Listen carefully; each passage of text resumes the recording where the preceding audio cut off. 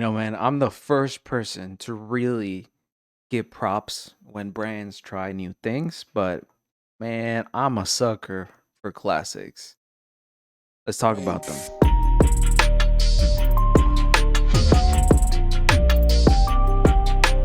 Here I have the Jordan 3 in the black cement. This year's retro, probably one of the most sought after retros of this year. And I gotta say, man, first impressions on this shoe is that the leather is buttery smooth.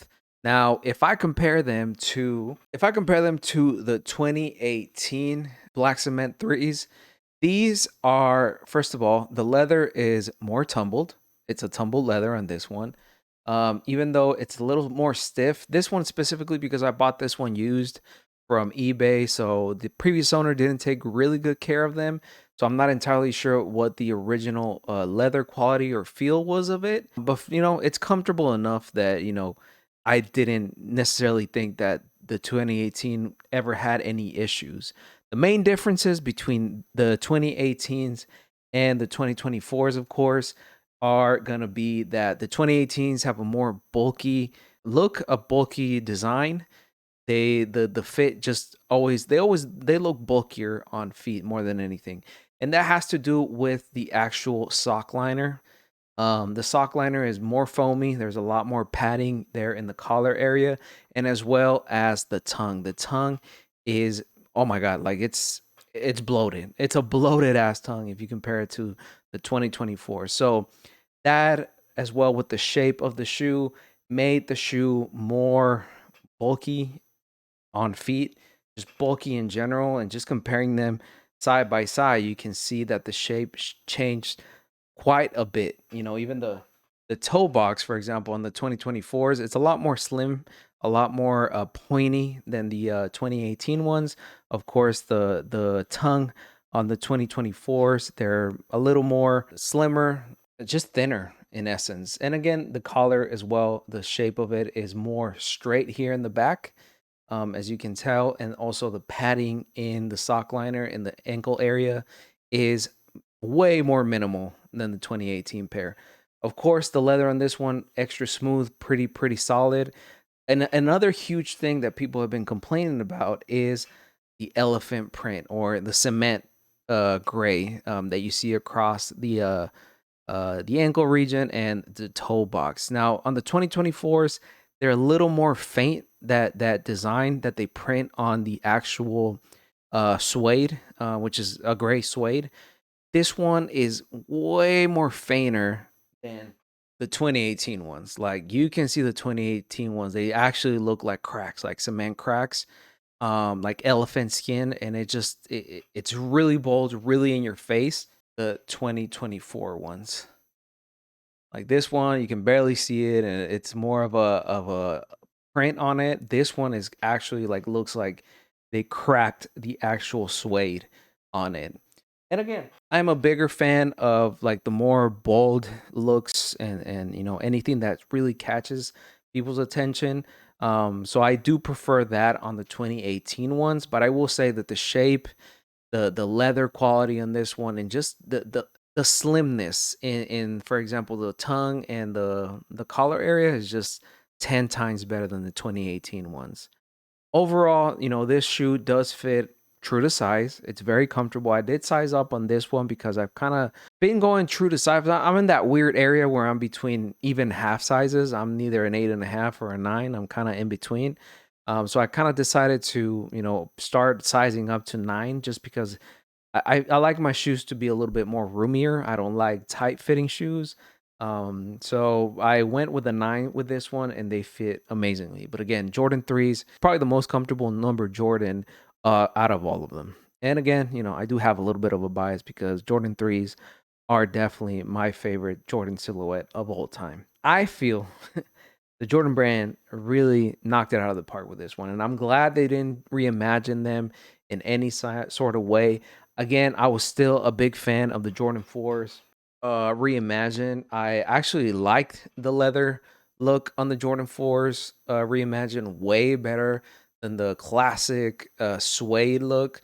And I specifically like this one more because I recently was on vacation, and I got rained in extremely hard when I was out wearing these. And like, look at them, man. I haven't cleaned them. I haven't done anything to them. The only thing I did to them was spray them before my trip with like a protector, and they look as good as new, man. Like they look beautiful. So I'm always gonna be a bigger fan of leather materials, rather like actual leather over suede, over nubuck. So I'm just excited that they didn't do anything new with this one. I'm glad they didn't go with suede. I'm glad they didn't go with nubuck. Even though there's been like some QC issues from some pairs, from some of the early pairs. I got this one, the shock drop on the sneakers app.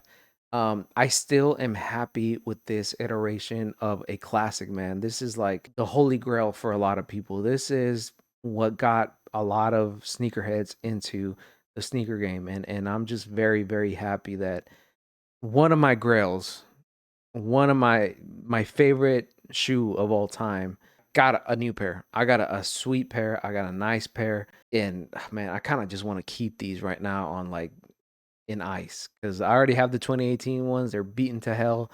I kind of want to keep beating those down till they're unusable. So I kind of want to keep these untouched, man. But at the same time, I am excited and happy that the Jordan brand stuck to their guns and they're bringing back classics, not just this one, but they're also coming out with the Jordan 11, the Columbias. Those are, they look gorgeous to me. I'm not a, I used to be a big on white sneakers, and I'm trying to like kind of move away from that a little bit more, add some color into my life, start using more black as well because feel like black sneakers really have a larger shelf life than white sneakers. But man, those Columbia 11s just look amazing. But yeah, biggest differences from past iterations, specifically the 2018 one. It's a slimmer tongue, a slimmer collar. The shape is different. The elephant print is a little bit more fainted. It's not as bold as previous versions, but really comfortable. And I'm very happy with this. And I really do hope that everybody's able to hit on these because these are a must in any sneakerheads collection. Folks, you let me know down in the comments below what you think of the Jordan 3 Black Cements, the 2024 versions. You like the iterations, the differences from the past, from the 2018 ones. I wish I had some other releases from other retros of the Black Cement 3s. But you let me know down in the comments below if you like the differences, if you like the shape specifically. I wasn't big on shape. Shape to me wasn't that big of an issue because growing up, I couldn't collect a lot of sneakers. You know, I was broke. So I didn't really get a chance to start collecting sneakers until 2017 when I was well into my 20s. So I don't necessarily have a close attachment to like OG shapes or you know people that make the argument that shapes from back in the day were a lot better. They just look way better. But after comparing the 2018 Black Cement 3s to this year's Black Cement 3s, I see why people make a big fuss about it. These are definitely slimmer, cleaner looking, more sleek. So, yeah, I see the issue there. But you let me know down in the comments below what you think of the 2024's Black Cement 3s. But folks, I've been True Fernie. This has been True Fernie. If you like this video, go ahead and give it a thumbs up and subscribe. If you didn't like this video, go ahead and give it a thumbs down because believe it or not, every single bit helps.